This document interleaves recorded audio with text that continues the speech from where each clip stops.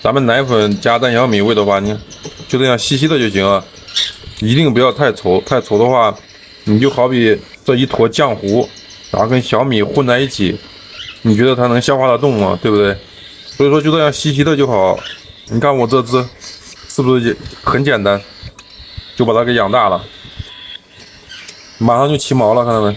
其实咱们从一颗蛋0天收养起来，这种是相对比较简单一点的，因为它没有跟母鸟接触过，没有吃过母鸟的食物，所以说它养起来相对要简单一点。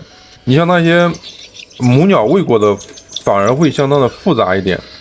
而且你像那些母鸟带出来的，有很多也容易生病，容易被养死。你看咱们0天收养的感觉，我遇见最多的也就念珠菌啊、毛地虫，就这2种比较常见。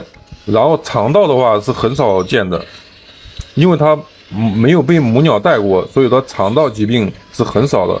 也就念珠菌、毛地虫。念珠菌的话，咱们只要记住，是影响消化的。咱们发现它消化不正常的时候，第一时间就要想起来它是不是得念珠菌了，第一时间就要检查这个。还有就是毛地虫的问题，毛地虫的问题就是它嘴里边出现一些粘液，这个糊的这个嘴上面都是粘液，这个是毛地虫啊。然后就是嘴里边会长那些黄色的增生，就是舌头啊，或者嘴角啊，或者嘴里边呀，跟长那个痘痘似的多出来一块那个嘴上面，这个就是毛地虫。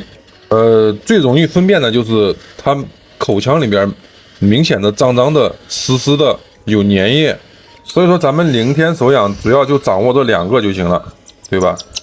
你发现它不正常的时候，咱们可以用药预防。但是你这个小鹦鹉，那一切正常的时候，咱们就没事不要乱吃药。